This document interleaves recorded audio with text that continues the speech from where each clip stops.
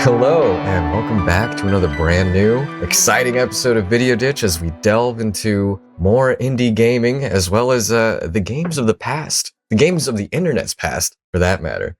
Nick, could you please give our guest the intro treatment? For millennia, people have wondered what exactly was in the Library of Alexandria. What sort of knowledge was lost that was so important, so amazing, that it caused all of humanity to be thrust into a new dark age? Well, personally, I don't really care about that. I think all that stuff didn't really matter, and we have better stuff now anyways. However, in the modern era, there is something that would be 10,000 times more devastating to lose. Something that would be perhaps the impetus for the downfall of civilization, the destruction of art, and resulting in us all being cavemen once again, flinging feces at each other and laughing hysterically at episodes of ridiculousness, other brain-dead activities. And that would be the destruction of NEWGROUNDS. NEWGROUNDS, as it is now, is the most comprehensive, incredible, and outstanding collection of different forms of art and games, which some people would say are one and the same, in the entire world, the loss of which would be a catastrophic blow to the zeitgeist as a whole, sort of like popping the bubble that keeps the flat earth we all live in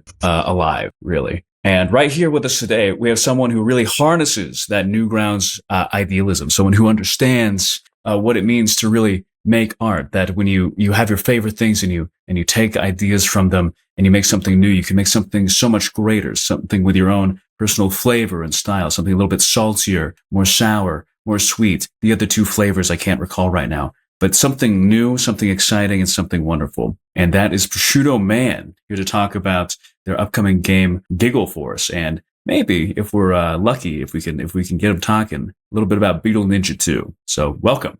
Yes, welcome. Thank you. Thank you for joining us tonight. Yes, thank you. Beyond Nick's introduction there, is there anything else you'd like to add about yourself? Or I mean, I don't know. I guess not really anything. I would say, though, that Beetle Ninja 2 is not probably happening for a while.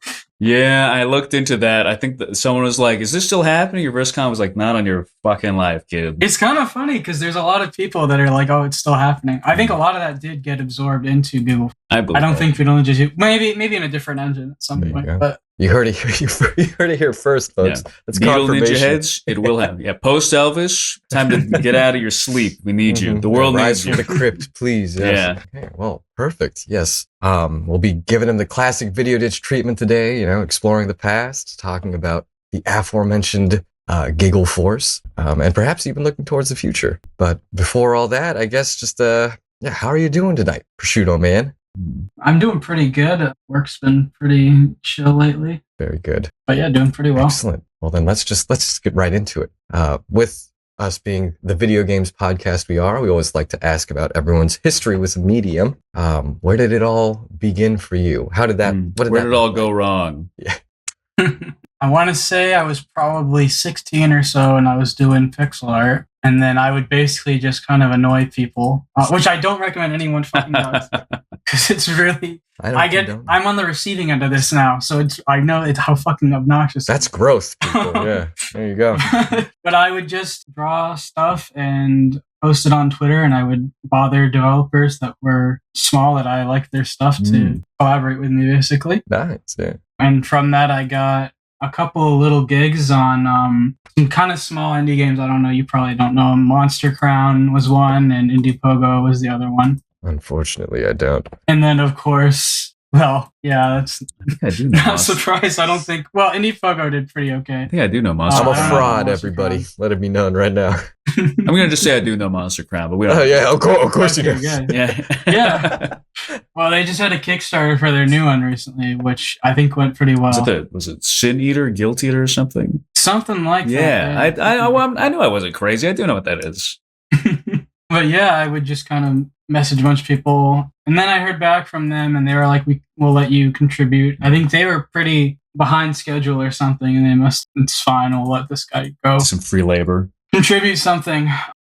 But then I kind of tried to do games on my own and kind of failed at getting picked up for quite a while. And eventually, I think it was Levi Ramirez. I don't know if you guys know him. Kind of decided he was going to give me a shot. And then we did Carrion Killer. And that kind of springboarded my, well, I wouldn't really call it much of a career, but kind of springboarded my kind of online game portfolio. Yeah. Okay. Very cool.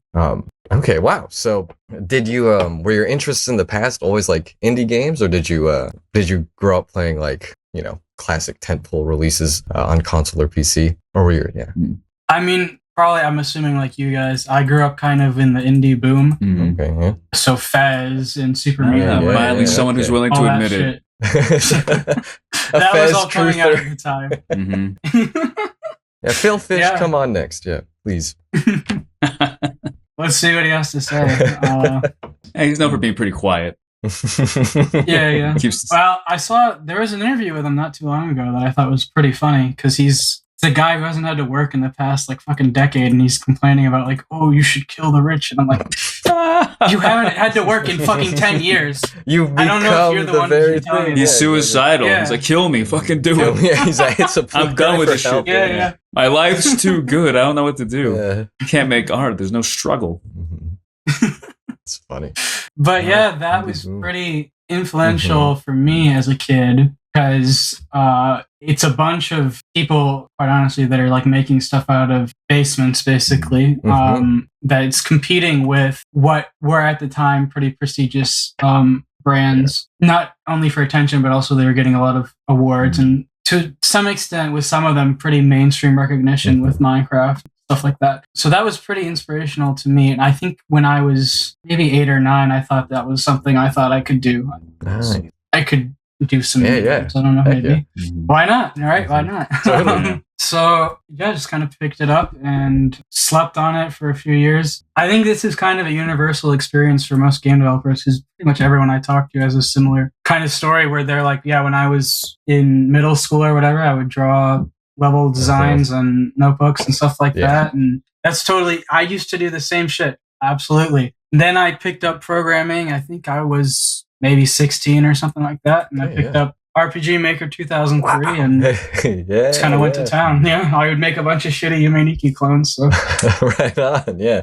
That's where the fun is. Yeah. That's where the artistic journey begins. Yeah. Yeah. Of course. Pure soul. It's always some kind of drag and drop bullshit that is completely outclassed by everything else. But you learn the ropes, I guess. You learn like what you like and what your creative sensibilities are.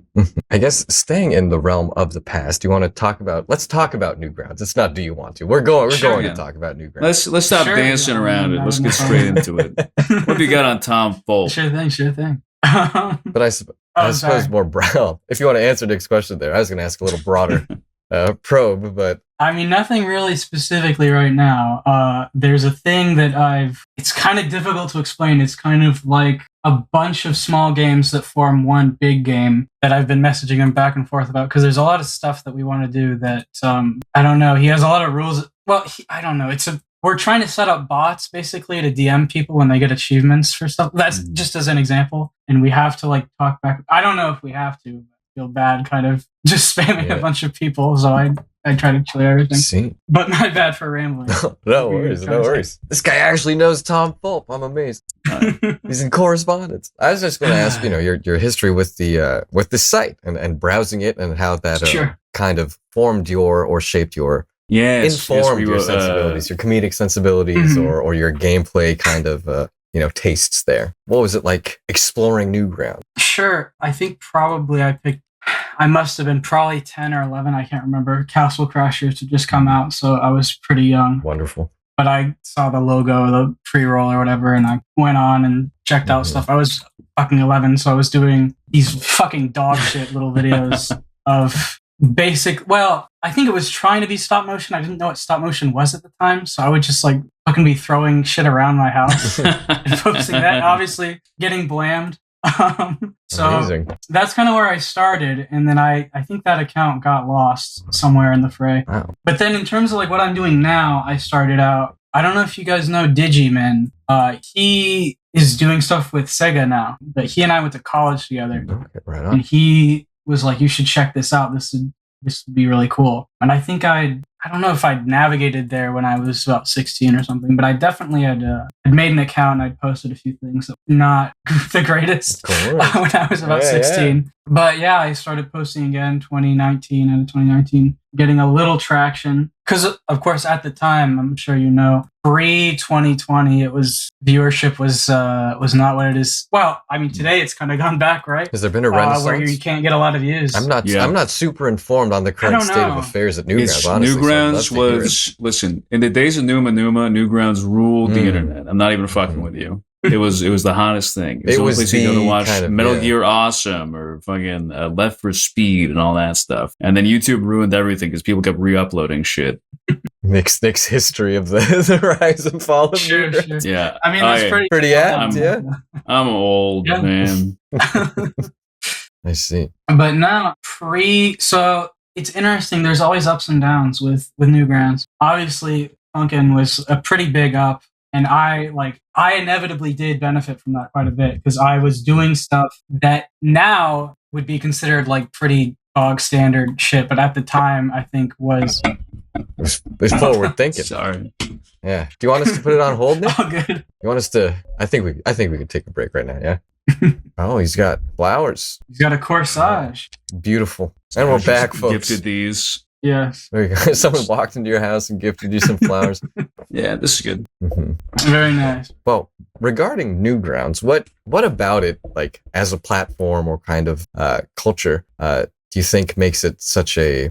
Why do you think it attracts such like a wide? If you where do I begin? I think it depends on. Yeah. It depends on when you're asking. Oh, okay. I think. Oh, interchange. Right now, I would say that it's residue, I guess, from Really? when Funkin' was popular. Yeah, sadly. But you also get a lot of creative people like coming in that maybe come in through that and then leverage that into trying to do other things. I know there's a few that I don't keep up really with that game too much anymore, but I know that a lot of people from that modding scene have come in to ostensibly to promote shit they're working on, and then they subsequently will be like, I want to do a little bit more. Right, because obviously, if you're making fan stuff, I think after a while you always get the itch to kind of go away from that and do a little bit more. Yeah. Something more of your own. Yeah. And prove yourself. So I feel like there's a big part of it now that's that. Okay. Yeah, I guess kind of iterating on my last question. At its prime, like the alien hominid. it was the funny as Castle fuck, days. Man. Like what was? Yeah, I mean, I don't is that it? Was it the humor? You think that was like the core? I don't know if it's the humor. I think it's just, and I mean, even now for like someone like me who isn't super into the kind of fandom-y aspect of it, I guess for lack of better terms, I think it's a very convenient place to be posting art, and it's also very easy to get attention if you are putting in effort and making worthwhile content. Absolutely. So, as an example, that's a good way to put it. When I published Beetle Ninja Game Jolt, that shit did not fucking pop off at all. I got maybe 2 people fucking playing that shit. And then on RPGmaker.net, they featured it, and it got a little word of mouth. But then subsequently, I went on Steam and had a deal with the publisher to republish it on Steam, and it's gotten a fair amount of traction now. And I think Newgrounds is the same. I would say it's kind of like Steam for web games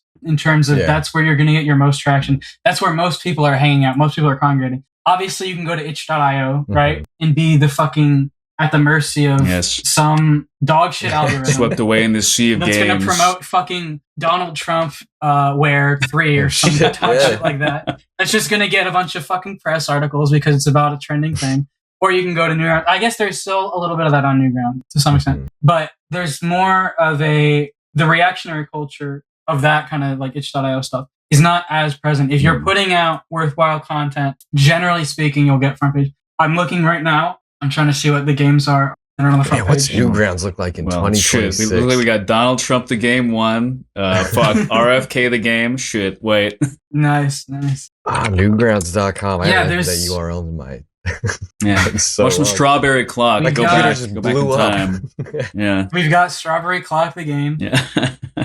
The Crow's Path. So we got some pretty, I would say, pretty effortful looking stuff, but there's also like site events and stuff like that, which I think are very helpful for amateurs in terms of how exactly do you put it? It's kind of difficult to explain, but I feel like amateur game developers don't usually have a big platform when they're posting stuff. They have maybe the fandom or whatever they're trying to appeal to, and that's about it. Right. Yeah. Newgrounds is a nice in-between point because you do have the people that are there for the fandom aspect of it, and they'll only fucking play like Strawberry Clock fucking 3 3 or some shit. I don't fucking know. That's actually how I started getting traction. They blam everything that isn't Picanjo. Of course, Yeah, of course. as you should. Amazing. Okay. But I see, yeah. Sorry, Sam, are we confusing you? No, it's like it kind of offers this platform, right? It's like you were saying, and yeah. Well, it's got the, like I was saying, there's the fandom aspect of it where it's, I want to see like 5,000 things about the same game, even if it's not like the greatest, right? I just am invested in the fans. For every... And then there's... Oh, sorry. Yeah, it's exactly like for every like a Street Fighter like parody animation, you've got an amazing piece of work like Kramer's Hentai Adventure series, you know? Well, there's total original stuff. But you're sharing the space, like the front page space, with those people. So there's inevitably some audience like trickle through into other stuff, right? Yeah, it's like a public forum. I think that makes it very easy for amateur devs to create stuff that's not necessarily in that space, but they're benefiting from people who are making stuff in that space. If that makes any sense. Yes. Yeah. No, it's like functional Reaganomics. A bit, yeah. Yes, like if Ego Raptor were to still, make cartoons and games and things, being on the front page at the same time as a Metal Gear Awesome, people aren't going to leave the website right after they watch that 2-minute video. They're going to say, that was great. I'm like 12 and I'm really stupid, and I think everyone makes the same video on the site. I think I will watch 8 more. Yep. And then I will become hopelessly addicted to being on Newgrounds. Then you'll expand your mind through the Newgrounds algorithm. Yeah, sure. Very cool. It's like if fucking Joe Schmo down the street was sharing the front page of YouTube with Mr. Beast. I guess. Exactly, which is the way it should be. Which is to say, we should be on the front page of YouTube. I want some random person to just click on our shit, be like, what the fuck is this? Am I going to cure 1,000 people's blindness? No. Never. Even if I could, I wouldn't. Well, what's that? Even if you could, you wouldn't. Well, let's next topic. Next topic. All right. But yeah, it's funny. Like I opened up Newgrounds as well on my end over here. It's shocking how much of it looks the same, but so much of it still, how much has changed and how much hasn't, rather. I think there's just like that inherent, I hate to say edginess, to like reduce it to that, but there's like an outsider art aspect to Newgrounds that I've always... well, but I enjoy that personally. I don't know about you all, but to me, the enjoyment of a lot of it is I can publish shit like, let me find a good example. You can publish quite the backlog on there, yes. Or catalog, rather. I'm trying to find the most like offensive thing I've fucking put out. Yeah, there you go. Was it I can put out My Dead Dad, or what is it? My Dead Father. My Dead Father. Well, I guess that would be pretty fucking offensive. Yeah. I don't know. Maybe. Don't you talk about my dead dad.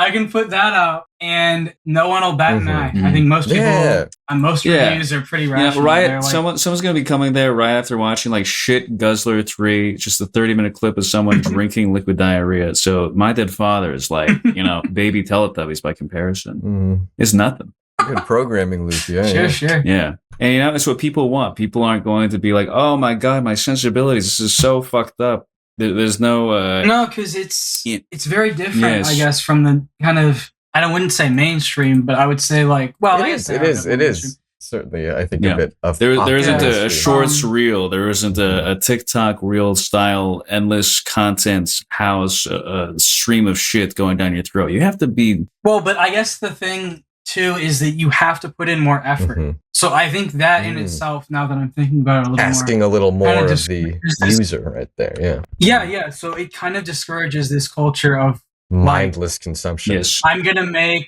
not even just that, but more like the people that make call out videos and stuff on YouTube. I think is like a huge industry now, from what I understand. I mean, is that the racket we need to get into? Listen, Joe Rogan. Yeah. Your days are over. You don't even know how to fucking play video games. Yeah. You bald fuck. Sure. But there's not an algorithmic incentive, I think, to do that. There's more, from what I've found, I guess anecdotally, there's more of an incentive to take your time to make stuff that you would consider effortful, maybe soulful, I guess you could say, but that means a lot of different things to a lot of different people. Well, that's true. So The world would be a much better place if on YouTube, if a video inherently lacks soul, the users could decide to destroy it and be gone forever, and there's nothing you can do about it. well, I mean, you see these fucking AI fucking dog shit where it's fucking some guy summarizing an episode of It's fucking horrible. Incorrectly or some summarizing shit. I fucking Peter goes to the love- store. The chicken is Yeah. there. He does not know how to operate around the chicken and begins violently assaulting him. Like, oh my god, this has 8 million Why views. does this have so many views? But that doesn't really exist, I think, On Newgrounds, yeah. and not even anymore. It's never Mhm. existed, quite Yeah. honestly. They have a pretty good, Wow. I think, policy with that kind of stuff. It's like the idealized Wild West of the internet, you know? Mhm. Exactly. Well, not exactly, I guess, but In ways. No deaths yet. in many Yes, ways, yes. yeah, many ways, Yeah, that's cool. Yeah. yeah. Wow. All right, Nick. But it's just fun. I can do whatever the fuck I want, which generally That's isn't super that freeing. fucking bad. Though, yeah, like, as a creative Yeah. person, I think that must be liberating. To Yeah, just yeah, like of have course. that You've got- space. Games, movies, music. They got it all. Oh, even art. You could draw stuff. You could draw You could. Felicia from Darkstalkers with her breast out, and you won't get banned. It's crazy. All right, Nick, you got any Newgrounds specific questions before I think we could get into the game. Yeah. So Newgrounds, that's kind of it seems that that's the jumping off point for your actual game developer start, correct? Is the Newgrounds games working on that as artists and things like that? I would say RPG Maker more so, but Mhm. Newgrounds is, I think, as well.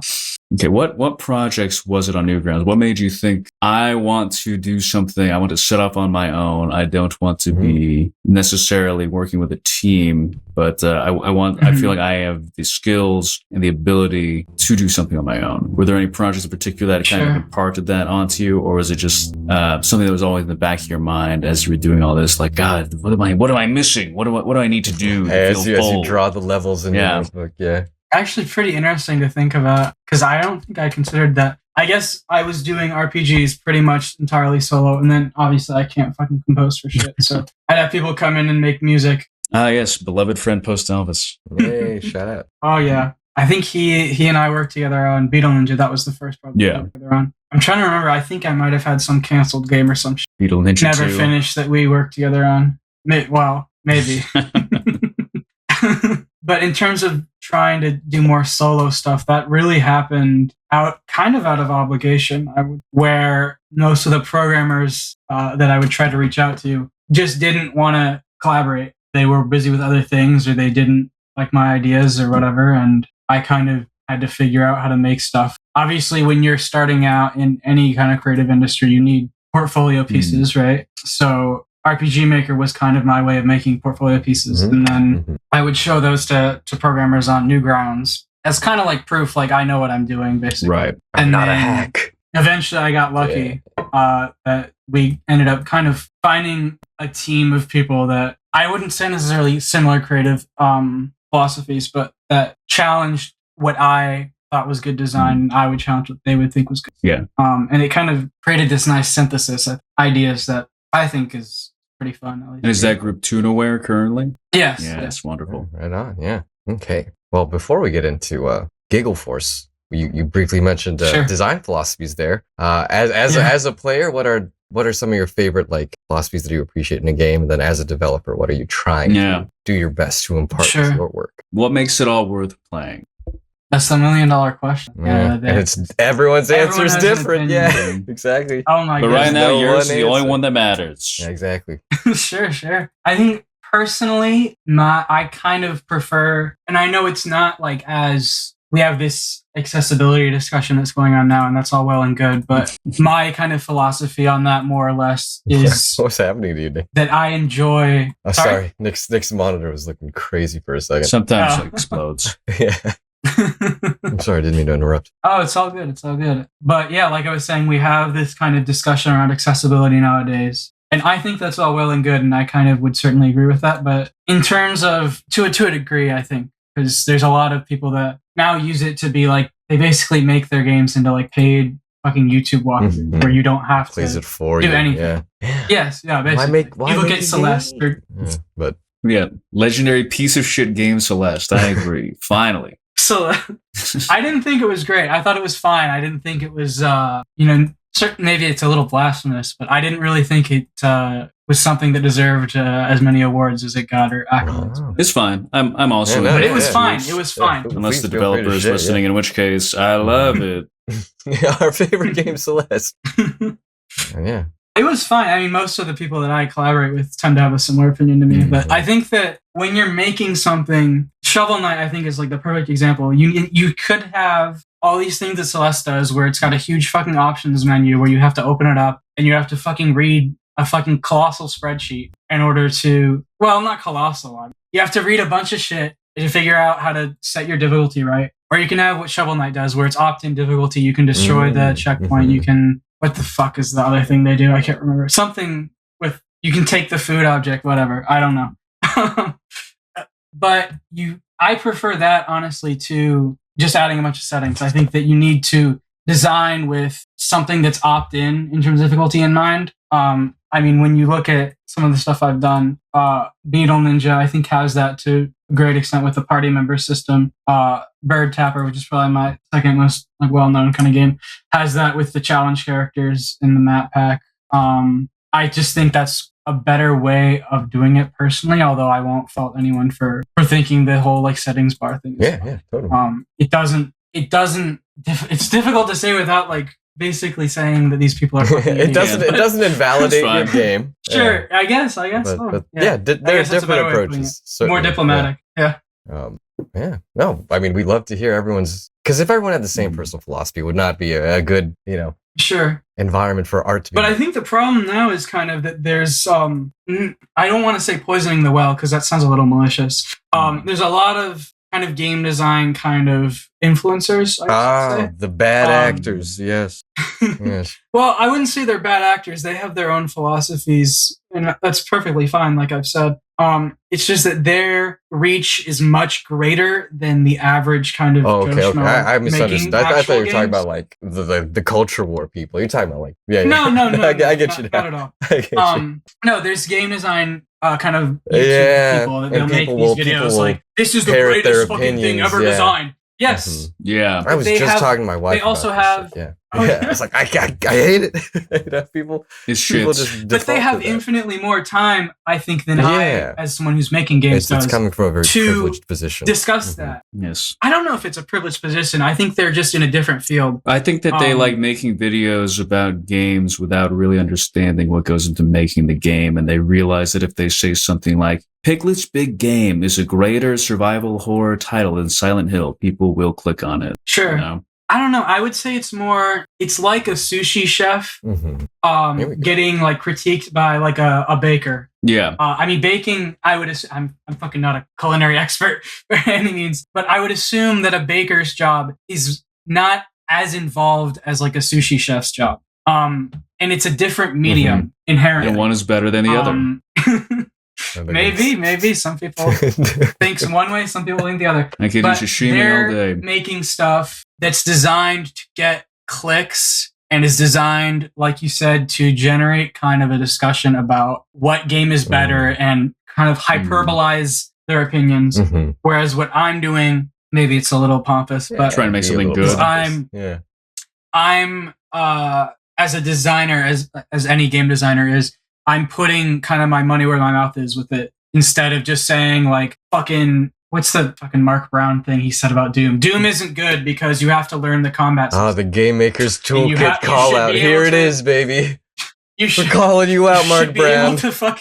You should be able to fucking pick up Doom and instantly be good at it, because that's what's more fun in games. And that's why Batman Arkham Asylum is so good, is because you can just mash the buttons and you get that experience. That's fine for him to have that opinion. But also, as a designer, I kind of feel like I have more of a right to say that's not exactly correct for the kind of experiences I'm making. Yeah, but he evangelizes his opinion, Maybe. It's really like... But also just, I think that, how to say it? Some experiences inherently are more pure, I guess, because they're inaccessible. No, friction. We talk about friction and tension all the time, and how that can be such a crucial part of like the emotional experience of playing a game, to get pretentious. Well, I mean, like getting over it, right? Yeah. Getting over it is a great example. Part of part of the experience of that is that when you get to the end and you get to the fucking like private chat room, there's only like so many people that can get there. It's not like holding your hand. It's not, and not everyone is going to get to that fucking private chat room, which ordinarily would be a pretty fucking lame reward, right? If you go through a game and you get to a chat room. But now you're in kind of an elite club as a result of having overcome an obstacle that maybe not everyone can overcome, right? And when I see something like Celeste, for example, and they're trying to give this kind of message about perseverance and things like that, I kind of would say that Super Meat Boy was a little bit better because they're making you put in the work instead of just kind of giving you an option to get to the end pretty easily. I mean, I understand this whole discussion about accessibility, like I said, but the other side of it. Totally. On the other side of the coin is that it's more interesting to ask things from the player and not just give them options to more easily overcome challenge. At least in my opinion. Maybe I'm rambling. No, that's exactly what we were asking. I'm going to go out on a limb and say you're objectively, factually 100% correct. Yeah. Games are more interesting when you have to play them. When you have to do them. I think that there is a sort of sickness in people's minds where they think, "Oh, I died at this game. It's bad." I mean, Deltarune is an example. Oh, here we go. People are like, "Oh, I died against this boss, the secret boss that's supposed to be difficult. I died. The game is too hard. Make it easier." No, idiots, learn. Well, but that also bothers me because that's an optional thing. You're going out of your way to do it. So presumably, and I guess that my problem kind of with that too is that he can kind of tell he's intentionally designing it so that fucking YouTubers are talking about this crazy way you get to this fucking random fucking crack. And I don't know. I haven't played the game. No, it's actually very meaningful, but go on. But yeah, I think it's more meaningful that is like a difficult thing that only a certain amount of people are going to like. I think Baldur's Gate, they were saying something about like only 1% of players are going to see this, but they're going to tell the 99% of players who are then going to think like anything can happen in this game and it's fucking amazing as a result. Exactly. And that's what makes it special. That's, I think, what's great about secrets like that is that it's a 1% of players will find it type of thing. I don't like this idea, personally speaking, that when I'm doing secret content, I have to make it accessible universally. Yeah. Yes. It's for the 1%, the top 1% of players. That's the whole point. It should not be a homogenized universal experience. Yes, it loses something. Sure. I mean, even in your name, in Beetle Ninja, I fucked up constantly. I got the bad ending and the world ended. I didn't cry about it. I didn't save scum. I stuck with my choice and I said, well, I guess I fucked it all up. But I still broke my computer and that was it. And if you design the game where it's like, oh, well, no matter what, you get if you fuck it up, you just get to go back, that it kind of defeats the purpose. Why even have these extra endings? You know? There's a reason this ending exists. It gives it a sense of weight and meaning. Yeah. Yes. Yeah, the meaning is huge with the game. And I think that just generally games, not even just in the indie space, I think generally games are afraid of having choices that alienate a certain part of the player base. I think that also takes away the replayability as well. If you're guaranteed the same experience every time because they don't want anyone to miss anything, why ever pick it up again? Why ever do it again? Sure. What do you gain from it? It's going to be the same exact thing, unless you're one of those psychos who just watches the same show over and over on repeats. It's kind of ironic then that we're talking about GiggleForce, which is supposed to only have like one ending. So is Deltarune. Well, that's a wonderful segue to get into GiggleForce itself. Yes, a game inspired by the games of yore. But I've been watching it with hungry eyes actually for a while, so I'm glad that you agreed to this. Oh yeah. Yeah. Would you like to let the viewers and listeners know just what is it? What is GiggleForce? What is it? So I guess to preface this, I'm going to ask how spoilery do you want me to get? However comfortable you are. If they're going to get into a big discussion, we can always put in a timestamp, skip to this point if you want to avoid spoilers. I guess I'll do light spoilers, I suppose. So GiggleForce. It's like, Nick doesn't want to know. Nick likes it's going fine. blind. It's for the show. I'll endure it. Yeah. Sure. This is part of your job, guys. So on the surface, GiggleForce is meant to be an RPG about a group of 4 people that are chosen by whatever you might believe in, traveling across America, and they meet strange characters, which is pretty generic Earthbound inspired RPG about depression territory. But I think there's a lot of twists and turns, and there's a lot of stuff that I'm intentionally kind of obfuscating about how that unfolds. So, for example, there's beneath that, it's also kind of a takedown of quirky Earthbound-inspired RPGs. I love that. I'll say I love and that. it's As someone who also doesn't play a musical, these things, right? I love it from the outside. Yes. I mean, I just think it's territory that's pretty ripe for, I think for so, satire. yeah, dude. And yeah. And I don't really see, I mean, you see kind of some of that with a little bit here and there with the kind of Zelda, or not, Deltarune kind of Undertale stuff. I mean, but that's kind of, I would say, more inspired by RPG parodies like Space Funeral and things of that nature. But I think that there's nothing that's really a deconstruction of this culture of people that have not played the kind of things that Deltarune maybe is, or I guess more so Earthbound, whatever. Because it's, to me, it's like if someone watches Austin Powers and they have no idea what James Bond is.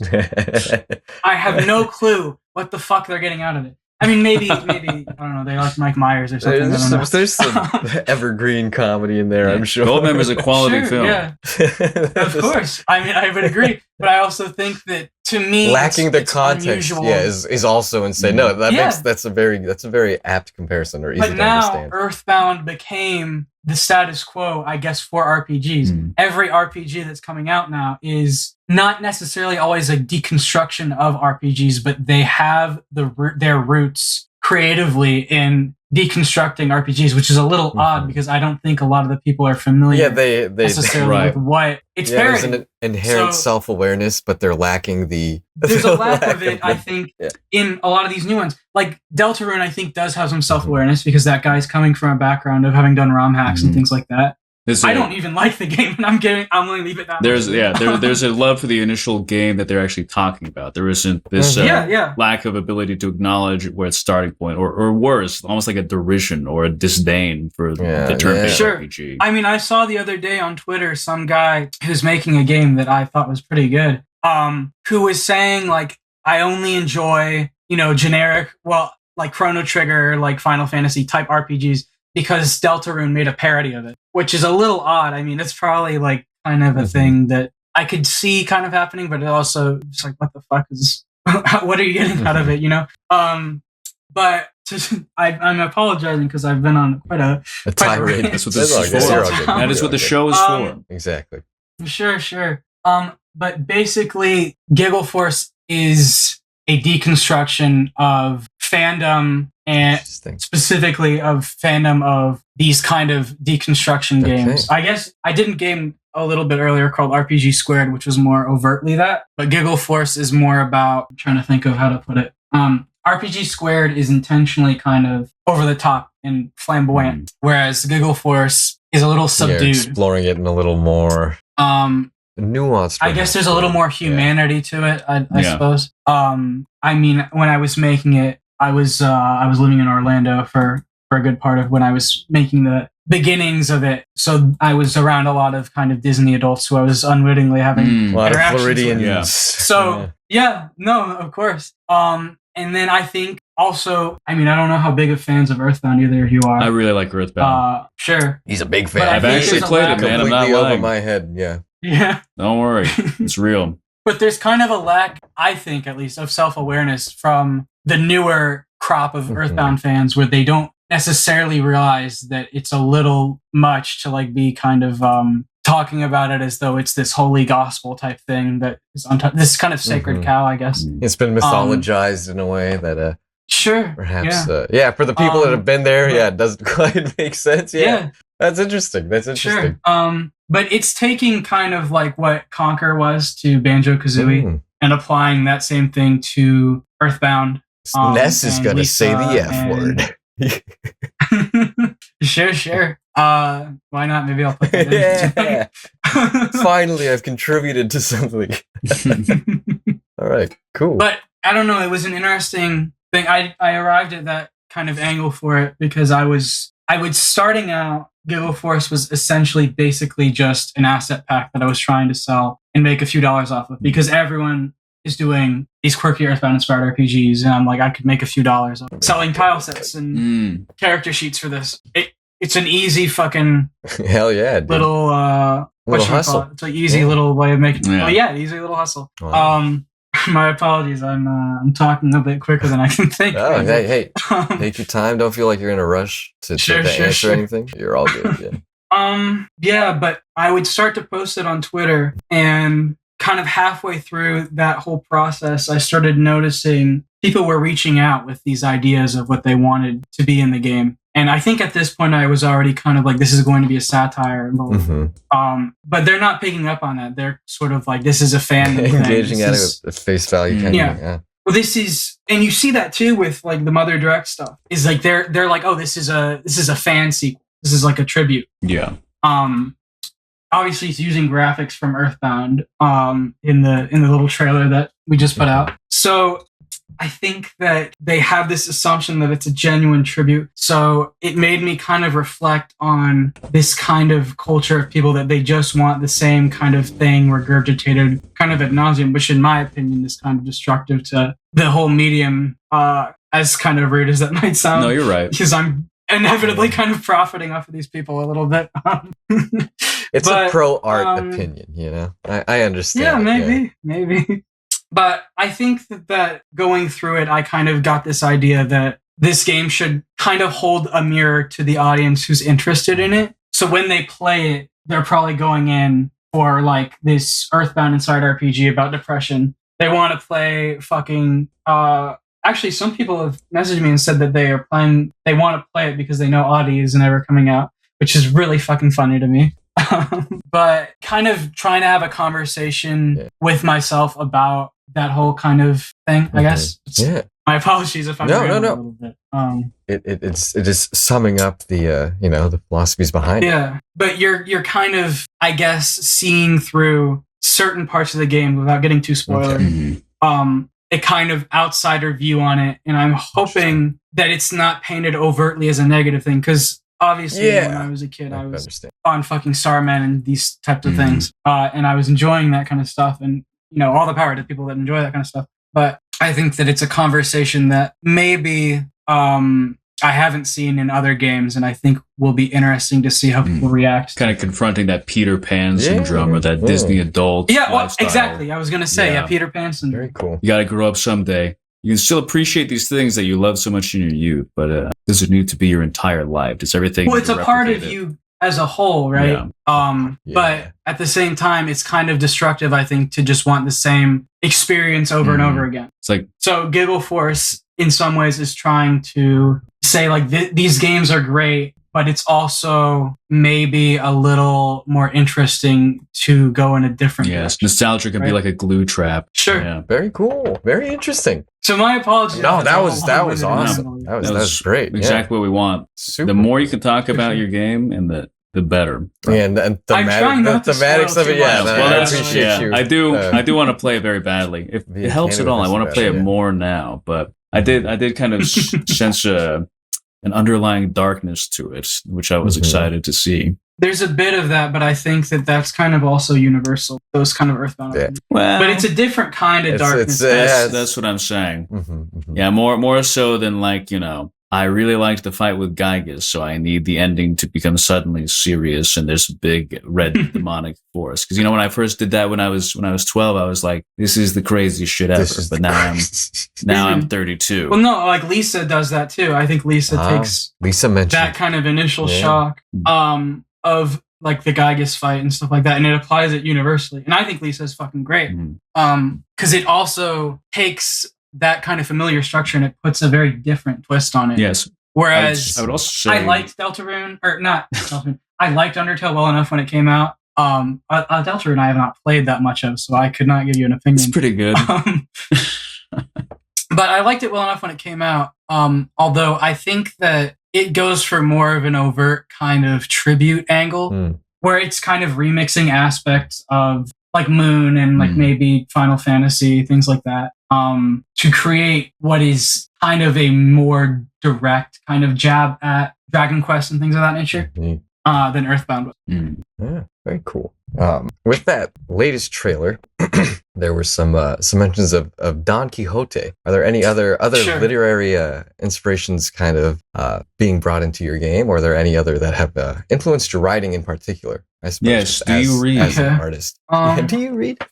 Well, do you read books? I do. Fucking loser. Obviously, well, maybe not obviously, I don't know. Fear and Loathing in Las Vegas was a pretty big influence, I think. Yeah. I really like. There's actually a pretty overt homage to it. Maybe it's in the trailer. I can't remember. The little thing where he's running around and there's the bats flying out in the desert on the highway. Backcountry, yes. Yeah. What else? I would say just Hunter Thompson in general. I think is a pretty big influence on the game. Right on. But I think the most like prominent influence on the game is maybe. It's more like films. Yeah, okay. Yeah, totally. So I think specifically what comes to mind is Jesus Christ Superstar is a pretty huge one. Okay. The Book of Mormon musical. Okay, yes. That's a colossal dude, influence, by the okay. way. I see. I think we actually use a little music from it too. All right. I'm starting to sense something here. Yeah, Story of Joseph Smith style. Yeah. And then Blues Brothers is another. I guess that's kind of an Earthbound thing too, but it's a little more overt. Only in America.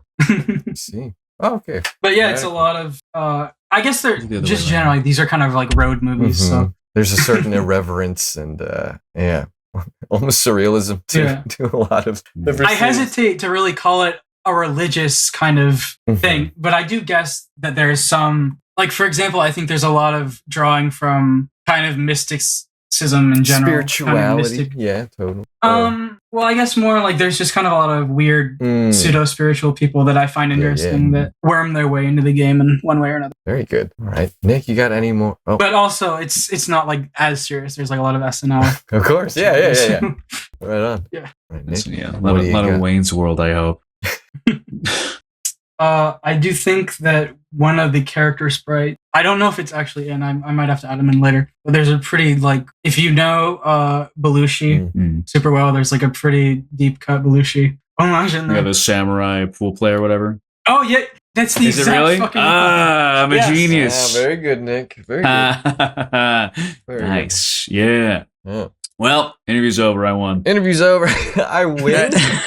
Yeah, I won. I got the reference. Okay. Yeah, so that's good. I'm glad that, because I feel like it's pretty obvious to any layman or, if you're watching them on the direct, obviously there is a Earthbound influence, even if it is not necessarily trying to make the next Earthbound, but rather making a parody of the pastiches or parodies or Earthbound inspired genre as a whole, which is, I suppose, just another layer in the Earthbound inspired oeuvre, right? Which will be very exciting to see. You also, but I would say that the main distinction between that and a lot of the other stuff is that they're very apprehensive, I guess, to break. Well, maybe that's a little rude, but whatever. I'm fine with being a little rude. It's your episode. Be as rude as you want. They're a little hesitant, I think, a lot of them, because a lot of them are amateur developers, and it's it's fine. It's what they want to do, but they're a little hesitant to break from that. Like kind of tried and true kind of, it's for kids. The conventions. There's some strange apocalypse and they have to go solve it somehow. I guess there is kind of that in Giggle, although it's I don't know. I'm really trying not to spoil please don't. Here, but you're really please don't spoil it. No, I promise you I will play. To play the game. Yeah. Yes. Find out for themselves. Yes, okay. If they say F word, I won't be too torn up. With the game, how long have you guys been working on it, and when are you aiming to get it out to audience? I've been working on it since, oh my god, probably 23, 24. I'm not sure. It's a little thing I do. I was on going the to ask. side, That's the follow up. It's just full time. Yeah. Okay. No, I make no money off of this, and I have no possible love of the game. Of making any money off baby. of it. I respect it. But it's probably easily going to be 16 hours at the very least. Right now, the current demo that I just sent out a few months ago to playtesters was a little under, maybe around a third, actually, if you consider like what's developed and isn't playable. About 5-ish hours or so. So I'm pretty solidly in the camp of believing it'll be around 15, 20. Because this first act is supposed to be medium length. Second act is supposed to be longer, and then the third act is kind of shorter. Big climax, yeah. Got any other questions about the game, Nick? Well, normally we ask things like, how do you want the game to make people feel, or what do you want people to walk away from? I think we nailed that. Sure. I don't really want to know because I don't want to know anything more before I play it. Sure. I mean, I can go over it a little bit, but yeah, I guess. So with your target audience being, man-children, mother man-children like Frauds. myself. And children. That wasn't the target audience. The target audience was supposed to be people that would understand, like you, I think, seem to, that it's a satire. Yes. I was The target thinking, audience yeah. was like the fucking target audience for Conquer, I guess. Well, I don't it know. seems like it seems like you'll be split into two different camps. There'll be the people who are expecting an earnest experience, Yeah, an everything earnest, completely straight, mother yeah. style, Mhm. mother direct announced game. They'll be expecting something similar to that initial game that they enjoyed. And then there are people who are like myself, who are sick, fucked up freaks who like things to get a little twisted and crazy and weird. We played Lisa. We're not normal. Lisa Yeah. heads no. Oh Yeah. yeah. I mean, at least says no. Things can get crazy once Ness goes bald. So would you say that there's a message you would have for both groups you would like them to walk away with, or do you think the interpretations will vary by the end? I do want it to be a Rorschach test, Mhm. honestly, for people. Wow. I don't want it to be a thing. Maybe I won't succeed at this. I don't know. It's still in development. But my hope is that we'll see people on one side who think that certain things that happen in the game are pointing to a certain. I'm really trying to fucking skirt around spoilers here. I guess I just want people to see themselves in some aspect of the game. I want it to be a Rorschach test. I don't want to spell out a specific answer. There's a part I wrote at the end of the game, which I'm not going to spoil. But I think the sincerity of the ending, I think, should be called into question. Is my hope, if I can put it that way. If it's not Okay. spoilery. Okay. Yeah, bear that in mind as you play the game and explore its themes. Yes. As all us intellectuals know, all games should be taken at face value. There's never a deeper meaning. Yeah, very cool. Okay, I suppose before we move into the community Q&A, do you have any words of wisdom for aspiring game devs themselves or artists in general? Yeah, sure. I think that my advice to new game developers is that really I think you should be exploring things that speak to you more so than you think will be popular. And what I mean by that is when I was young, the kind of trappings I was falling into was like I thought it would be very entertaining for people to play like my version of Pokemon, my version of fucking Zelda. I don't know. And I think that's a trap a lot of amateurs kind of fall into. But I think what's vastly more interesting for me as a player and as a developer is to see what your like internal world, I guess, is like, if that makes sense. Yeah, totally. So I would rather see some fucking weird ass fucking Soviet fucking weird art house film version of a fucking Zelda than I would see maybe this is throwing shade. I don't fucking care. I think Tunic is fucking boring. Wow. Because it's literally Previous just guests Zelda. would have a word or two with you. Yeah, It's true.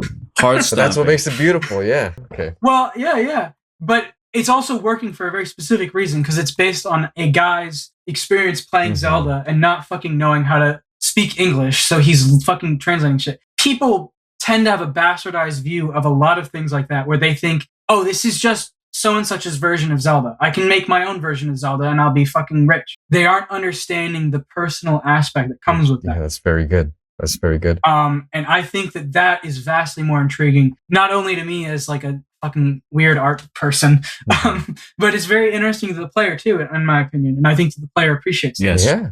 The things that resonate with people. That's what makes people, it sticks out. No one is going to remember you if you make a fucking clicker game because you really like money. No one's going to give a fuck about you after a week. No one's going to give a fuck about you if you make a clone of whatever the most popular thing is. You have to make something that... Well, you have to have it either be really, really, really unique from a gameplay perspective or really fucking good to a degree that it outshines the original in almost every aspect. Yes. I think, what the fuck is the game called? The like Doom 2016 kind of shooter thing that's been in development for God knows how long. Fortnite. Which one? It's got the fucking robot. I can't remember the name. Robot. Yeah, I don't think I remember this one either. It's okay. I have no idea. Unit 01, I think, is the name of the robot. I can't remember. Like Evangelion or something. Some shit. It looks very Evangelion-ish. Let's see. Some kind of boomer shit or whatever. I remember the fucking title. Maybe it's Bleed. I can't remember. Bleed.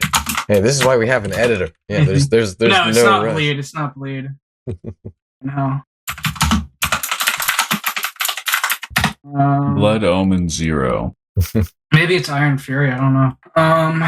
No, not Cultic. God damn it. Let's just call it Fortnite. That's just Fortnite's been Whatever. I guess that's whatever fine. it is. We'll refer to it as Fortnite. Whatever it actually is.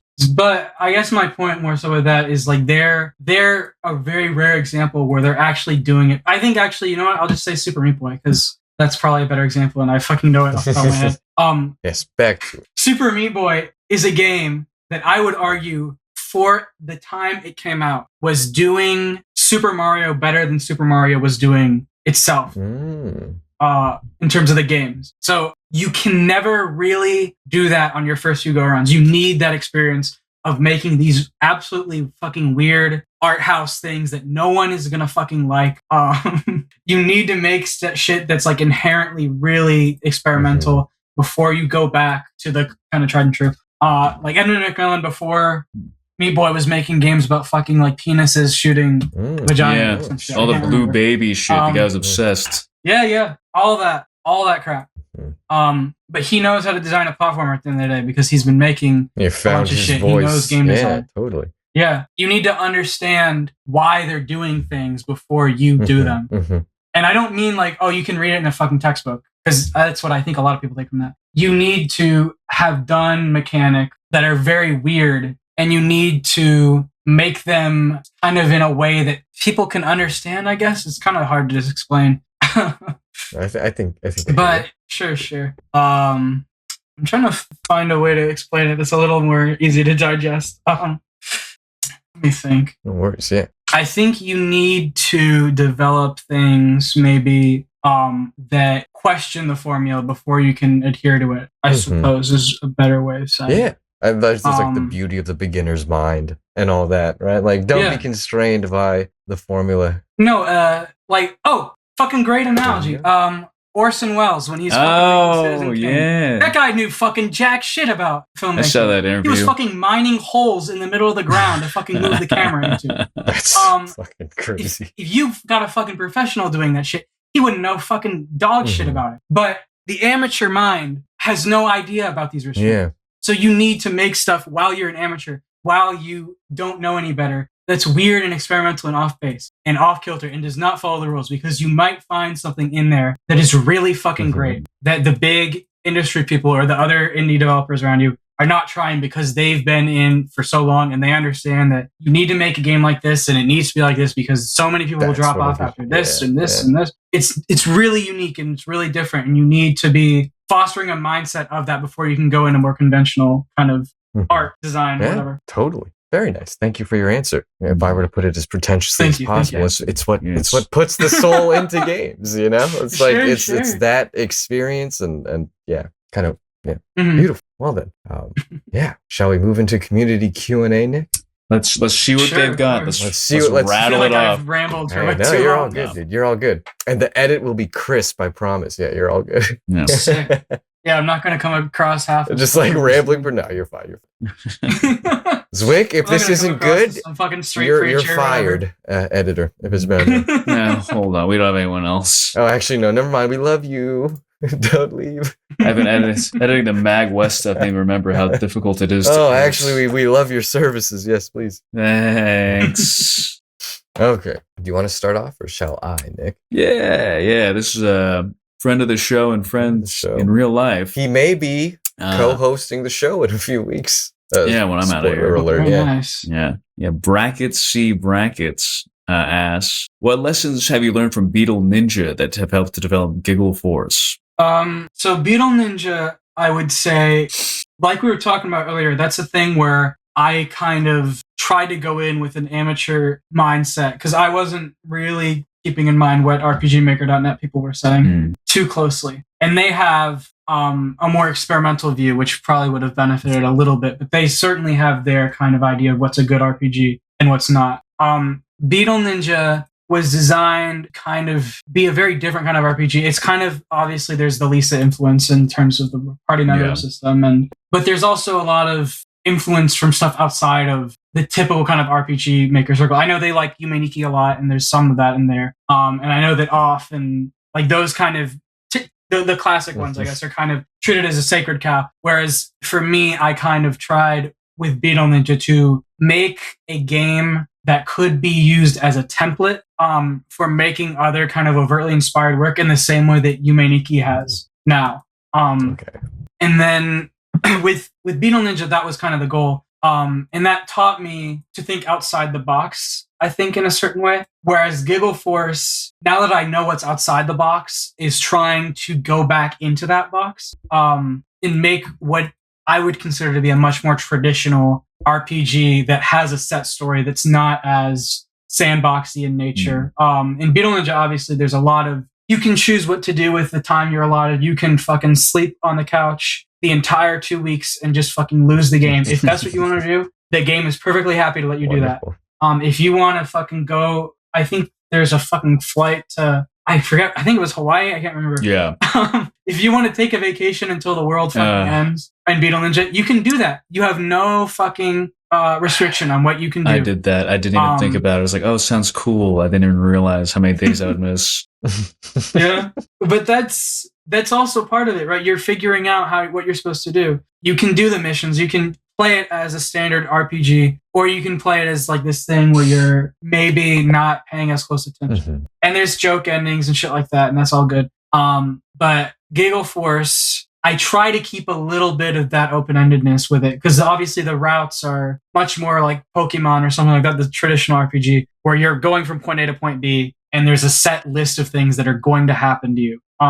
There's obviously some of that in Beetle Ninja too, but I think that knowing the kind of outside of the box things that people liked with Beetle Ninja informed a game that was more traditional and linear and structured with Giggle. Very cool. All right, let's see. His next question is, are there any RPG Maker games you recommend people play? Yeah, I would say Shooty and the Catfish is pretty good. I'm trying to think of ones also that are less kind of talked about. We love an obscure pick, frankly. Lisa, Yume Nikki, Yume Tuki. Now that's a crazy one. Yeah, that one's out goodness, there. What an obscure game. Earthbound Halloween Hacks, does that count? Yeah. Oh my goodness. But I guess I would say, yeah, Shooty and the Catfish is pretty good. I thought it was a pretty funny game. Nice. That came out same year as Beetle Ninja as well. I guess Astral Guard. I don't think Astral Guard is done yet, but I thought that one looked pretty good, even though it's by someone who does not really like me. Another call out for the video. Yeah, we'll get them on. We'll ask you about that.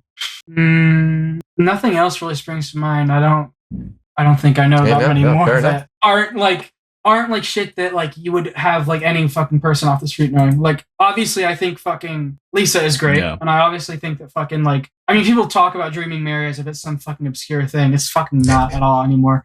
I obviously think that's fine. And I think that One Shot and all these other things that everyone always talks about are great. But I'm trying to think of like more obscure shit, and Shooty and the Catfish is all that really comes to mind. All right. Play Shooty and the Catfish. Very good. And then you're going to take this last one? Is there one little piece of advice you'd like to give to your past self if you go back to when you first made your first game? Well, I think my first game, what was it? It was some like Yume Nikki clone, I think, that some dumb high score. But I think it's tricky going into stuff like that, because I've made some shit that I find to be pretty cringy looking back, but you also take a lot of lessons from that in terms of not just in terms of like game design or whatever, but in terms of developing your creative philosophy. I think it helps to make stuff that's kind of rough around the edges and maybe bad, honestly. Bluntly, a lot of the stuff I made when I was fucking young and fucking reckless and I didn't know anything, I made some fucking horrible games. I made fucking Tofu, which is a horrible I want to be the guy wannabe game that just sucks ass. And I tried to play it the other day, and it's got like some people that are relatively well known. It's got the Roller Screw. I know you guys have talked about. Toonie and Friends, incredible. Yeah. It's got the guy who did like some art for Funkin' on it, but it just fucking sucks. Good on you for having the wherewithal to be like, this is not. But yeah, I think just for my younger self, I would say big names don't mean anything if they're not in service to something that's at least okay. And you need to, and I think that you also, it's hard as a developer, I think, to know at the time, because you're spending, obviously, at the time at least, because I wasn't getting that many programmers collaborating with me, spending like years sometimes on these projects and just hoping that they'll be good. And you're obviously going to invite people that are like big names if you know them to help out because it's obviously a great game, right? But you may not know in the moment that it's actually fucking horrible. So I guess to sum it up, because I've been rambling and I've found fucking every direction. I guess just big names aren't everything. You need to like have the ability to look at your stuff from a consumer's perspective rather than from a developer perspective. It's your baby, basically, and sometimes you have to kill your baby. Yeah, no, that's good advice. Yeah. As the saying goes. All right. Gotta drown it. Edmund style. Yeah. I guess our next question, would we take Jacob's? Because we kind of answered Oso. Unless you want to get explicitly what you a hyphen. Oh, are you a hyphen or a dash? Hyphens kind or of guy? Dashes, yeah, from Oso. Hyphen or a dash? I don't know what that means. Usually dash. Okay, Usually great. Dash. All right. Oso, hope you liked it. Yeah. From Goon, There you go. which is what he chooses to call himself. Mm-hmm. Interesting using Is your philosophy more in line with Don Quixote or Sancho Panza? I don't know. I guess probably Don Quixote. I mean, the whole Don Quixote thing in GiggleForce, it's interesting. I don't know if anyone's picked up on it. The whole idea is the game, like I was talking about earlier, the whole idea is it's a Rorschach test. It's up for you to kind of determine what it meant to you at the end Wonderful. of it. If it is like this cautionary tale against kind of Peter Pan syndrome, right? Or if it's this genuine, like, send out this great, like, It's grand adventure. kind of, well, I guess more if it's like your kind of replacement in the moment for like an Earthbound RPG. So the whole Don Quixote debate is kind of meant to, because that's a novel famously that's very fiercely debated in terms of what it means and what everything is supposed to be. And that's why they're all like arguing in the trailer about what it's supposed to mean, right? But I think that generally it's more interesting to do things like that. I don't know. Maybe my answer didn't make sense, but there you go. Oh yeah, perfect. Okay. Do we want to take Kim's last question? Just let him. Just don't, or Go ahead. He's all right. right. Do this one. This one's long time fan of the show. Kim Jong Skill asks, if you're in a fight and the other dude pulls out an RPG, what do you do? Pray to fucking God, Allah, Xenu, whatever you believe in. Inshallah, I will not die today. Joseph Smith, maybe, I don't know. One of them's bound to fucking answer. Very good. All right. Well, that was unfortunately our last community question. That was it. So thanks everyone for Sure. contributing as always. And if you want to get in on those scintillating Q&As, then join the Discord. We'll leave the links in the description below, which brings us to We got all kinds of conversations. Exactly. Which brings us to the plug section, the close of today's episode. ProsciuttoMan, where can viewers and listeners find you? And where can they find the game? GiggleForce? GiggleForce. GiggleForce isn't out yet. I know people ask me all the fucking time because they think it's done. It's not out yet. You can find updates on it on rpgmaker.net. Just look up GiggleForce and follow the page if you'd like. We have some Steam games if you want to check out Beetle Ninja. It's on Steam. People seem to like it, I suppose. We're also working on Crow Crusader and Compact Colonies, which are 2 retail games that'll hopefully make us a little money. Nice. That's my little plug for that, I suppose. And that's with the Tunaware guys. So Very good. Yes. if you like any of the Tunaware type shit we've been putting out, like, check it out. Very Canadian. All right. Very good. And as always, you can find all our links in the description below. We have been Video Ditch on today's episode. ProsciuttoMan, thank you so much for coming on the show. It was a pleasure. Thank you. Thank you for having me. It was a pleasure. Wishing you all the best as you continue to develop this game, and looking forward to it when it does come out. But until then, change the everybody- world, change the minds. Yes. In the meantime, take care of yourselves, keep on gaming in the free world, and we'll see you next time.